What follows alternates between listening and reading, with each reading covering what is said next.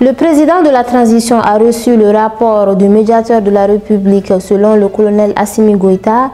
Les analyses de ce rapport révèlent les dysfonctionnements de notre administration. Le CNT a adopté 2 projets de loi défendus par la ministre des Transports et des Infrastructures, Mme Dambélé Madina Sissoko.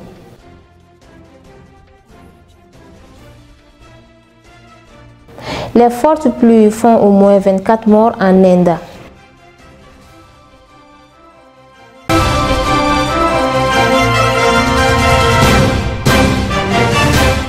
Merci de nous rester fidèles. Mesdames et messieurs, bonsoir et bienvenue dans cette édition. Le médiateur de la République, Mme Sanogo Aminata Malé, a remis ce lundi 14 août 2023 son rapport annuel au président de la transition, le colonel Assimi Goïta. Un rapport qui montre une nette augmentation du nombre d'usagers de cette autorité indépendante. Pour le président de la transition, les analyses de ce rapport révèlent les dysfonctionnements de notre administration dans la gestion quotidienne et sonne l'alerte afin d'en corriger les insuffisances et les dérives.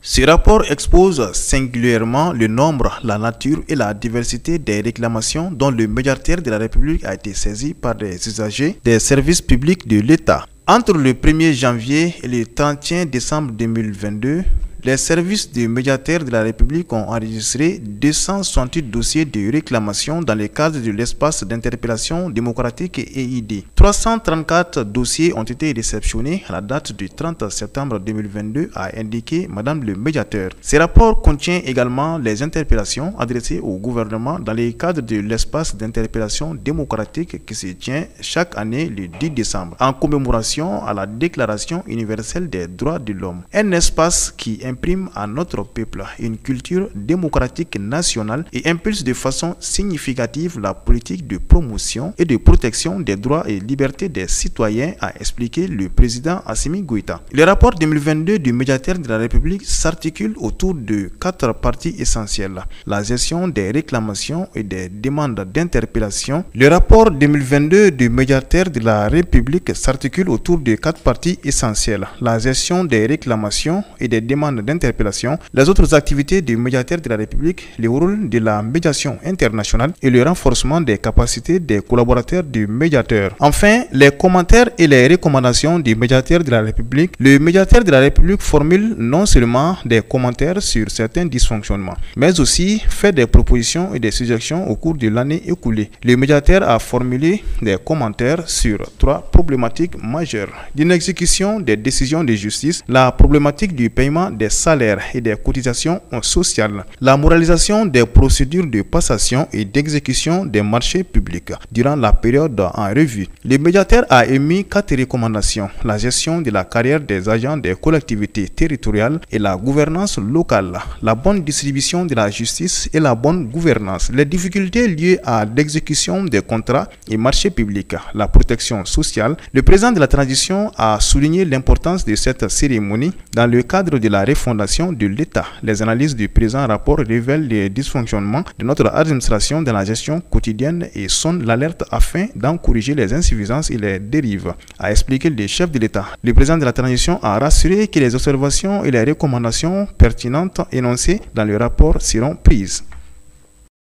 Le Conseil national de la transition a adopté ce matin à l'unanimité 2 projets de loi défendus par Madame le ministre des Transports et des Infrastructures, Dambélé Madina Sissoko. Le premier projet de loi, qui portait sur la création du centre de recherche et d'expérimentation en bâtiments et travaux publics, s'est vu adopté par 123 voix pour, 0 contre, 0 abstention. Puis le second porte sur la loi régissant la circulation routière, qui a été adoptée par 126 voix pour, 0 contre et 0 abstention.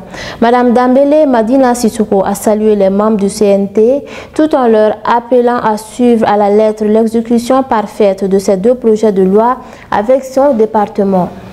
Effectivement, ce matin, le ministère des Transports et des Infrastructures avait soumis deux projets de loi. Une première loi est relative à la circulation routière et une deuxième loi est relative à la mise en place ou bien à la réorganisation du Centre national de recherche et d'expérimentation en bâtiments travaux publics. Donc comme vous le savez, l'ancienne loi qui régit la circulation routière date de 1999, donc après 24 ans. Et ensuite, il y a des dispositions communautaires que le Mali a transposées, telles que les règlements numéro 14, les règlements numéro 15 de l'UEMOA. Donc ces dispositions ont amené des innovations et ces innovations, l'ancien projet de loi ne prenait pas ça en compte. Donc obligatoirement, il fallait faire cette relecture. La relecture a commencé depuis les années 2015, mais malheureusement, compte tenu des changements institutionnels, la réforme n'a pas abouti.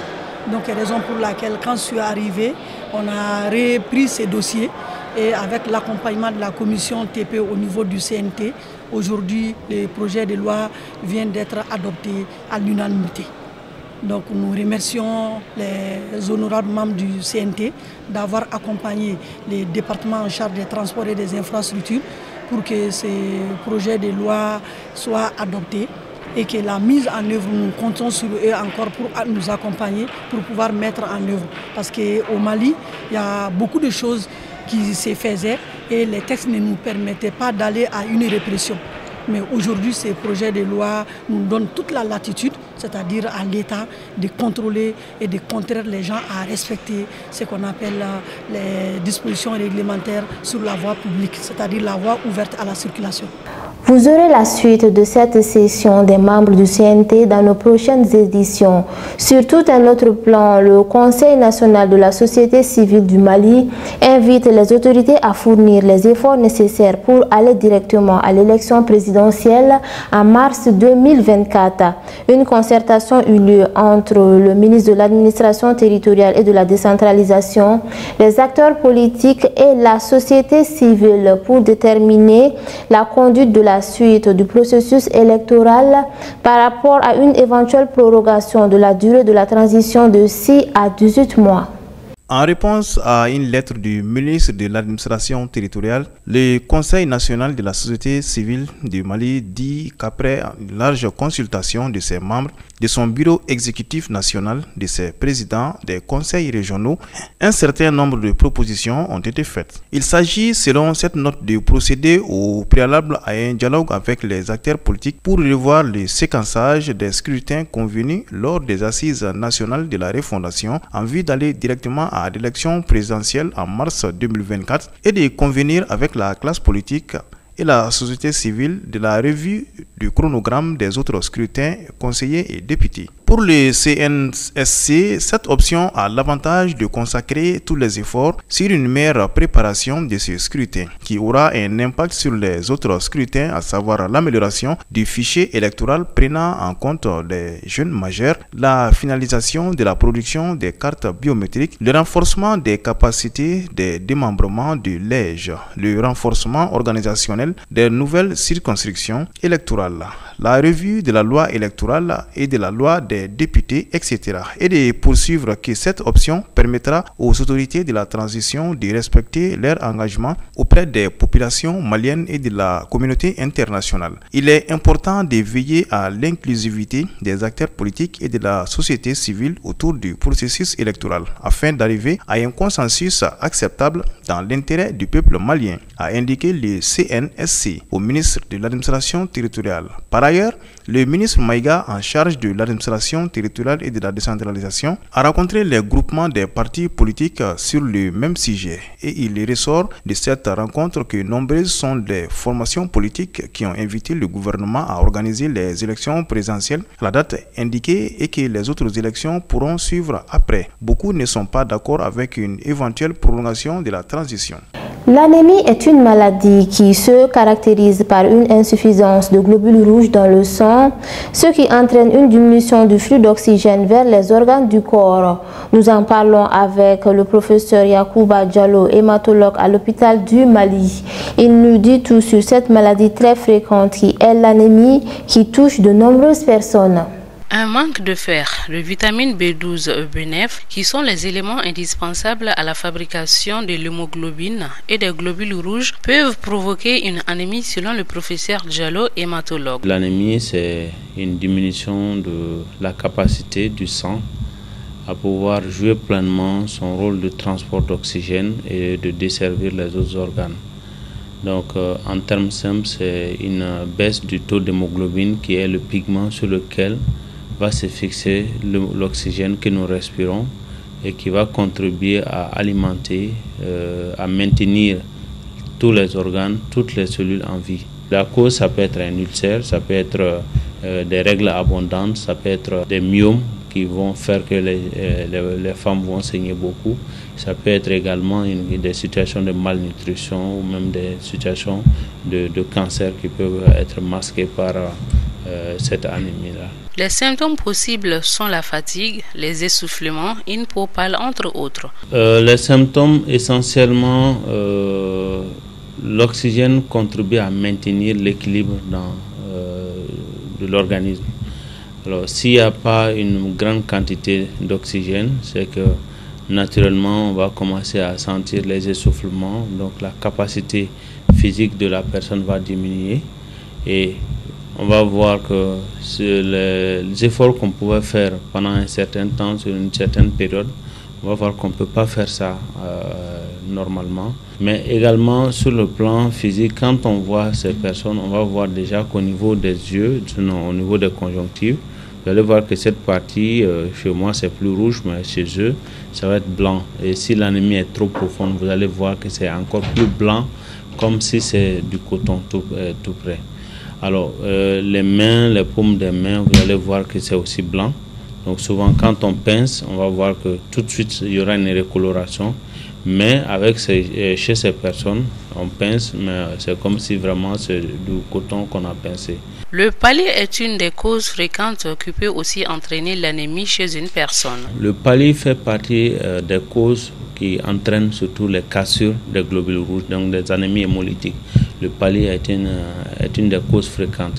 Et généralement, dans les neuropaludismes, dans les formes neurologiques, on a souvent des anémies qui sont le plus souvent dues à cet excès de parasitémie, donc une augmentation, une charge importante de parasites qui vont détruire les globules rouges. Des compléments alimentaires à base de fer peuvent être utilisés pour une carence en fer et des transfusions sanguines pour une perte de sang chez les anémiés. Si c'est une carence nutritionnelle, donc tous ceux qui sont riches en nutriments, que ce soit le haricot, comme tout le monde aime le haricot, donc que ce soit ça, que ce soit le foie, que ce soit les produits secs qui sont riches en fer, ça dépend si c'est une carence en fer. Mais dans certaines situations, l'alimentation a un rôle, mais pas un rôle majeur dans la correction. Il faut souvent aller dans l'urgence, même transfuser les malades s'il le faut pour les maintenir en vie avant de chercher la cause et traiter cette cause-là. Le traitement de l'anémie dépend du diagnostic. Oui, le traitement dépend de la cause, comme je l'ai dit. Mais il faut échelonner les traitements. Dans l'urgence, par exemple, quelqu'un qui est dans un état où je dirais en phase terminale ou dans une situation qui menace même sa vie, il faut agir urgemment. C'est là où on transfuse les malades. Donc quand on transfuse les malades, on peut les maintenir en vie et le temps de chercher à connaître la cause. Maintenant, quand on transfuse le malade, tant qu'on n'a pas traité la cause, l'anémie peut revenir. La transfusion de sang, certes, ça sauve le malade, mais ce n'est pas un acte anodin, ce n'est jamais un risque zéro. On peut transfuser un patient pour sauver sa vie, mais lui coller une autre maladie qui va drainer toute sa vie et qui peut avoir d'autres conséquences comme les hépatites, comme les infections, le VIH, etc., etc.